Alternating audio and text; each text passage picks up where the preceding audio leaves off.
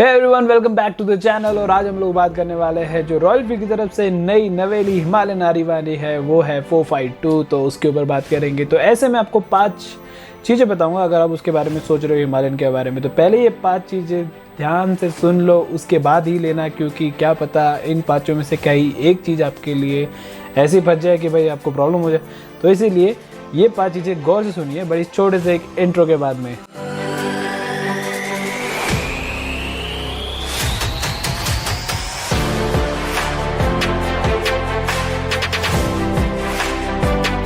तो ज़्यादा ना टाइम वेस्ट करते हुए मैं आपको पहली चीज़ ये बताता हूँ कि पहली चीज़ why you should think before even अगर आप सोच भी रहे हो उसके पहले भी एक बार सोच लो तो कि भाई आप प्राइस कितना देना चाहोगे अगर आप नई बाइक ले रहे हो।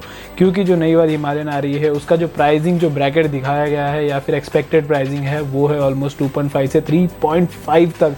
मतलब ये काफ़ी ज़्यादा 1 लाख रुपए के रेंज में, मतलब 3 अगर टॉप एंड 3 के ऊपर क्रॉस करता है तो बहुत ज़्यादा महंगी हो जाती है। क्योंकि अभी अगर हिमालयन की बात करेंगे तो वो 2.5 के आसपास ही घूमती है, ज़्यादा आगे ऊपर जाती नहीं है। ऑन रोड की मैं बात कर रहा हूँ, राइट। तो ऐसे भी नहीं कि मैं आपको एक शोरूम बता रहा हूँ, बट अगर एक शोरूम 2.5 के ऊपर निकलती है 3,20,000 रुपये जो टॉप एंड मॉडल है, तो बहुत ही ज़्यादा मुश्किल। ऑल्दो इसके अंदर बहुत सारे अच्छे अच्छे फीचर्स है, बहुत सारे इनोवेशन और बहुत सारी चीज़ें नहीं गई है। बट अगर आपका बजट ही नहीं बन रहा है तो फिर आप इसके बारे में सोच क्यों रहे हो भाई। अगर आपके आसपास में अगर आप सोच रहे हो कि 3 लाख रुपए में से नहीं जमेंगे, कहीं ना कहीं 3 लाख रुपए तो ऑब्वियसली इसके जाएंगे। अगर आप सोच रहे हो कि भाई 3 लाख रुपए तक आपका बजट नहीं लग रहा है तो आप ज़रूर एक्सपल्स की तरफ दीजिए, या फिर मेरे ख्याल से इसके नीचे आपको मिल जाएगी और भी टूरिंग मशीन्स, या फिर अगर आपको हार्डकोर जाना हो तो फिर देना अगेन आपके पास में एक्सपल्स का ऑप्शन बचता है। तो ये एक चीज़ मेरी कंसर्निंग है कि भाई प्राइसिंग को लेके आप अगर सेंसिटिव रह सकते हो तो वो देखिए, क्योंकि प्राइसिंग करंट हिमालयन से तो ऑब्वियसली ज़्यादा होने वाली है।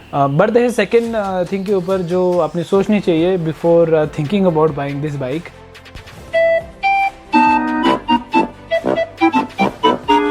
तो इसके अंदर आपको first of all alloy wheels नहीं मिलेंगे। Alloy wheels is equal to no tubeless tyres, although ठीक है। तो हम लोग वो ट्यूबलेस स्पोक ट्यूबलेस के बारे में बात करेंगे, बट उसके पहले मैं आपको बताता हूँ अगर आपका बजट आप सोच रहे हो कि यार बेस वेरिएंट ले लूँ या फिर कुछ ले लूँ, तो इसके अंदर आपको स्पोक व्हील स्टैंडर्ड मिलेंगे। अगर आपको फिर अगर कुछ बिठाना भी है एडिशनल व्हील्स तो आपको उसके लिए एक्स्ट्रा पे करना पड़ेगा। अगर रॉयल एनफील्ड ऑप्शन देती है स्पोक व्हील्स का, बट मुझे नहीं लगता कि जो स्पोक ट्यूबलेस व्हील्स है वो सस्ते पड़ेंगे। कहीं ना कहीं वो प्रीमियम चार्ज करेगा ऑलमोस्ट 30,000 to 40,000, इसकी मैं गारंटी दे देता हूँ अब तो। क्योंकि वो जो फीचर है वो काफ़ी महंगा है, ओनली प्रीमियम बाइक्स में अभी तक मिलता था और कुछ मिड सेगमेंट की बाइक्स में मिलता था। बट अगर आप सोच रहे हो कि आप 2.5 लाख रुपए की बाइक लेके जो बेस वेरिएंट अगर ले रहे हो 2.5 से 3 लाख के अंदर मिलेगा, उसके अंदर आप सोचोगे कि और 30,000 रुपये भी डाले तो ये बाइक आराम से 3 लाख क्रॉस कर जाएगी। तो इसीलिए मुझे लगता है कि एटलीस्ट ऑप्शन में एक अलॉय व्हील्स का निकालना चाहिए था। जैसे हिमालयन की स्क्रैम है, आई डोंट नो उसमें अलॉय व्हील्स मिलते हैं नहीं मिलते, बट स्टिल एक ऑप्शन तो ज़रूर देना चाहिए था कि भाई हाँ ये ऑप्शन भी है, अगर रखना है तो रख लो। क्योंकि बाकी सारे इसमें अब वो अभी वैसे ही करे, अलॉय व्हील्स वगैरह दे रहे हैं। तो सेकंड थिंग मुझे ये लगता है you should think before you buy कि आपको इसमें अंदर अलॉय व्हील्स तो नहीं मिलेंगे। हाँ ऑप्शन है स्पोक ट्यूबलेस टायर्स का, बट देन वो आपको काफ़ी ज़्यादा प्रीमियम में मिलेंगे। और जो तीसरी चीज़ की तरफ हम लोग बढ़ते हैं, तो तीसरी चीज़ होने वाली है इसका वेट। ऑल्दो हिमालयन बहुत ही बल्कि बाइक है अगर कंपेरेटिवली हम दूसरे बाइक से करेंगे, क्योंकि यार काफ़ी मेटल और काफ़ी बड़ी बाइक लगती है। तो not that big, but still metal का यूज़ ज़्यादा है और उसके कारण वज़न ज़्यादा बढ़ जाता है। जब आप फुल टैंक करते हो तो ऑलमोस्ट अच्छा खासा वेट कर लेती है। बट मुझे लगता है कि जो नई वाली हिमालयन है, जहाँ तक मैं देख पा रहा हूँ, वो जो करंट हिमालयन है उससे तो ज़्यादा भारी होने वाली है। और अगर आप ऐसे इंसान हो या फिर हाइट में छोटे हो या फिर आपको ज़्यादा वेटी बाइक पसंद नहीं है तो ये बाइक आपके लिए नहीं है। आप जाओ एक्सपल्स की तरफ, या फिर आपको सुजुकी की तरफ से वी-स्टॉर्म मिलती है। अगर आप टूरिंग के देख रहे हो तो ये सारी बाइक्स हैं, आप वो जाके देख सकते हो। बट मुझे नहीं लगता कि Himalayan will be a good choice for you अगर आप सोच रहे हो कि भाई आपको हल्की फुल्की बाइक मिल जाएगी। नहीं, इसका थोड़ा सा हाइट भी इस बार मुझे लग रहा है ग्राउंड के लिए शायद बढ़ाया गया है या फिर कुछ हुआ है, तो हाइट भी थोड़ी सी मुझे ज़्यादा लग रही है, सीट हाइट। और ओवरऑल जो बाइक है वो बड़ी तो है ही, उसके साथ में भारी भी होने वाली है। तो ये चीज़ आप ज़रूर ध्यान दीजिए कि इसके अंदर आपको वेट के इश्यूज़ हो सकते हैं, आपको आगे पीछे करने में, हिलाने डुलाने में, क्योंकि ये बाइक ज़रूर पड़ती है। मेरे पास BMW की G310 GS है, ऑल्दो वो टेक्निकली काफ़ी लाइट वेट है, बट स्टिल वो ऊंची होने के कारण काफ़ी ज़्यादा मुश्किल होती है उसको इधर उधर करने के लिए। तो वो चीज़ है। और जो फोर्थ थिंग मुझे ऐसा लगता है कि आप लोगों ने सोचना चाहिए इस बाइक को खरीदने से पहले, वो है कि यार रॉयल एनफील्ड का सर्विस सेंटर। मेरे पास में रॉयल एनफील्ड की थंडरबर्ड 350 थी, मुझे लिटरली अभी काफ़ी टाइम हो गया, 4-5 साल हो गए उस बाइक को बेचे हुए, बट मुझे रॉयल एनफील्ड से शिफ्ट इसलिए होना पड़ा था क्योंकि जो सर्विस सेंटर था उसकी क्वालिटी बिल्कुल ख़राब थी, अनट्रेंड टेक्नीशियंस थे और उन लोगों ने मुझे स्क्रैचेस वैचेस भी लगा डाले थे मतलब ऑल्दो उन्होंने मुझे कॉल बैक किया था, उन लोगों ने बोला था जाके आपको देंगे, बट इतना मेरे पास हैसल नहीं था क्योंकि यहाँ से मुझे दूर पड़ता था।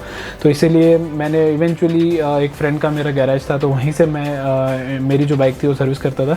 तो कहीं ना कहीं मुझे क्वालिटी आई डोंट नो अभी शायद बेटर हुई हो, बट स्टिल एक मेजर इशू आता है कि इतने सारी ज़्यादा क्लासिक और बुलेट्स होती है उस सर्विस सेंटर में और इतना ओवर बर्डन सर्विस सेंटर रहता है रॉयल एनफील्ड का कि एक तो टाइम लग सकता है और ऊपर से ही क्वालिटी आपको उतनी अच्छी नहीं मिलती क्योंकि ऑब्वियसली अगर वॉल्यूम ज़्यादा है तो क्वालिटी में कॉम्प्रोमाइज़ होता ही है। और एक और थिंग है कि मुझे ऐसा लगता है कि यार जो टेक्नीशियंस है वो they are not that much trained और will be not trained on जो नई वाली बाइक आ रही है उसके ऊपर इतने अच्छे से प्रोफिशिएंटली वो ट्रेन नहीं होंगे। तो कुछ एक्सपेरिमेंटल वगैरह चलता रहेगा उनके इनिशियली क्योंकि हर एक का एक स्किल नहीं होता और ये नई बाइक है तो अगेन इसके अंदर कुछ ना कुछ बहुत सारी चीज़ें नहीं दिख रही है। तो वो एक चीज़ है मुझे लगता है कि सर्विस सेंटर या फिर सर्विस की क्वालिटी आप लोगों ने सोचनी चाहिए, आपको इतनी टॉप नॉच नहीं मिलने वाली। और जो फाइनल थिंग आती है, जो मेजर थिंग मेरे ख्याल से रॉयल एनफील्ड को प्लेग कर रखी थी, अभी उन्होंने थोड़ा सा इसमें काफ़ी बेटरमेंट की है, they are now is the reliability issue. पहले जो हिमालयन आई थी लिटरली इतने ज़्यादा घटिया उसके रिव्यूज़ और इतनी ज़्यादा प्रॉब्लम्स, इतने ज़्यादा इशू, टी के साथ इशूज़, चेसी के साथ इशू, स्पीडोमीटर के साथ इशू, वो टायर का वॉबलिंग, ब्रेक के साथ इशू, बहुत सारे इश्यूज़ आए थे इनिशियली, क्वालिटी वगैरह सब कुछ में काफ़ी ज़्यादा वीडियोज़ है, फ़ोटोज़ है जहाँ पे लिटरली 2 टुकड़े हो गए चेसी के। तो ऐसी भी चीज़ें थी, काफ़ी ज़्यादा स्ट्रगल किया फर्स्ट हिमालयन के साथ में रॉयल एनफील्ड ने, बट धीरे धीरे कहीं ना कहीं थोड़ी सी क्वालिटी बेटर की। बट स्टिल मुझे ऐसा लगता है क्योंकि एक शुरुआत ही इतनी अच्छी नहीं हुई थी और एक्सपेरिमेंटल चीज़ें ठीक करते आए हैं, तो कहीं ना कहीं मुझे ऐसा लगता है कि यार आप लोगों ने सोचना चाहिए कि रॉयल एनफील्ड की क्वालिटी कैसी है। ऑल्दो जो उनकी प्रीमियम बाइक्स है अभी उसमें क्वालिटी काफ़ी बढ़ गई है, काफ़ी अच्छी हो गई है, but still I highly doubt कि क्वालिटी में कितना इंप्रूवमेंट हुआ है।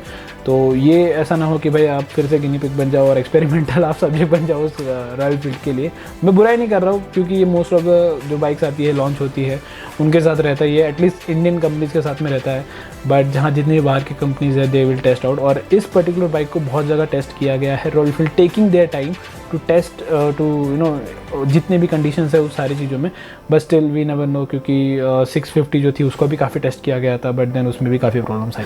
और अगर आपने सोच ही लिया है कि भाई अगर आपको ये बाइक लेनी ही लेनी है क्योंकि आपको इतनी ज़्यादा पसंद आ गई है, तो मैं बोलूँगा कि आप लोगों ने एटलीस्ट जो फर्स्ट और सेकंड बैच आने वाला है उसमें तो बुकिंग ना करो, थोड़ा सा यूट्यूबर्स वगैरह को लेने दो, है ना, 2-3 बैच निकलने दो, उसके बाद आराम से ले लो। थोड़ा सा वेटिंग टाइम आपको ज़्यादा हो सकता है, अभी वो वेटिंग का इशू पता नहीं मुझे कितना है, प्राइस के ऊपर पता चलेगा, बट स्टिल वेटिंग शायद बढ़ सकता है, बट स्टिल आपको एक अच्छी रिलायबल बाइक मिलेगी क्योंकि पहले जो सेट्स रहते हैं, जो बैचेस रहते हैं उसके अंदर जो इश्यूज़ है वो निकालने की कोशिश कर लेती है, कुछ भी इश्यूज़ आते हैं जब, क्योंकि आप टेस्टिंग जब आप करते हो तो वो एक अलग तरीके से करते हो, आप नॉर्मल रोड पे एक नॉर्मल कंज्यूमर के हिसाब से जो बाइक यूज़ करता है वो अलग करता है, तो वो सारी चीज़ें हैं।